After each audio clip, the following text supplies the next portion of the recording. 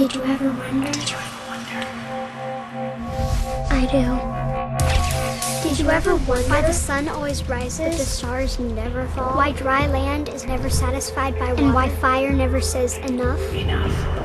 Well, I thought it would be fun this week since it is Easter week and Passover week in so many different ways. In fact, we are going to have a Passover Seder at Sloan Missionary Homes. If you want to talk to me about that, I would love to have you come join us. It will be Saturday from 4 o'clock until about 7. It's usually about 3 hours, and you can just call me. My number is 336-909-2779. I would love to talk to you and have you join us there at the Passover Seder coming up again this Saturday. That is April 16th. Starts at 4 o'clock, and it's at Sloan Missionary Homes in Snow Camp, North Carolina. Again, just call me, and I'll give you all the details. 336-909-2779. But also, since it's Easter week, we wanted to get into some more Bible wonders, because I love to wonder about Palm Sunday. There's so many things to wonder about, and so I thought we'd do several of these this week about Palm Sunday. But the first wonder, I think, for me, is you sit there and wonder, what's up with these donkeys? How many donkeys were there? You know, why did this happen? Why did he ride into Jerusalem on a donkey? And you may know there's lots of prophecies about that. But I don't know if you've ever thought through that this was not the first time that there was a triumphal entry into this area with a father and a son, with a very obedient son going to be sacrificed. And so when you look at the picture that God painted very clearly in the book of Genesis, when it came to Abraham and Isaac, and so much of the foundation of our faith is found here in Abraham, because he was being obedient to the Father himself and driving and riding this donkey to Jerusalem. And you can see there in Genesis where he saddled this donkey, and then obviously he had his son going with him. So you can see that Isaac was riding this donkey, and along on the donkey would have been the wood for the sacrifice. And you may understand, I sure do, that there is wood involved in righteousness throughout the Bible. There was wood in the ark, and there's wood in all the burnt offerings,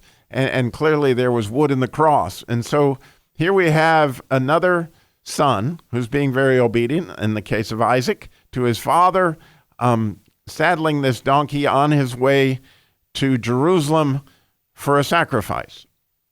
Then, very interestingly, you'll note that they leave the donkey behind as they go up to worship. And even Abraham says to the people with him, we'll be back. So his faith clearly was there. And then we know the ram was stuck in the thicket. So to me, that's just a tremendous Bible wonder to think about today is, wow, the obedience of Abraham here is unbelievable, that he would sacrifice his son as a picture of what God the Father was going to do on another triumphal entry into Jerusalem. Again, you may question whether or not, is Mount Moriah exactly in the same location? I've seen several studies, and I think it's pretty clear that if it's definitely in the general vicinity of Jerusalem. So, knowing God as I know him, I think when we see the instant replay, I think we'll see that Isaac did come into that exact same area there on the donkey, leave the donkey behind to make the rest of the trip up to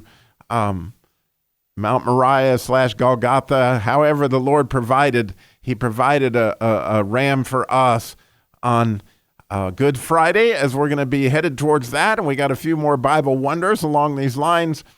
Again, I could talk at length about the donkey, or donkeys, depending on which version you want. But I'll leave that for another day, because I just want to leave this wonder, like, oh my goodness, the obedience of the Son and the desire of the Father here is just remarkable in all sorts of different aspects.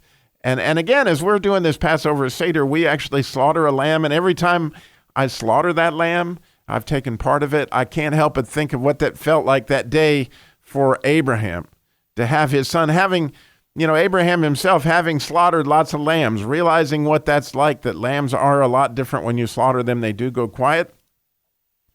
And we pray with that lamb because to me it just represents so clearly that the price of sin is very, very high and something to wonder about. I mean, oh my goodness, the price that Jesus paid for all that we have done is only understood through the blood that comes out of that lamb. It's absolutely amazing. And for those who may want to even take part in that, again, call me because we will be slaughtering that lamb on Good Friday. And anybody that wants to have never experienced that and that's something that you want, feel free to call me, 336-909-2779. Thanks for listening. Do you ever wonder?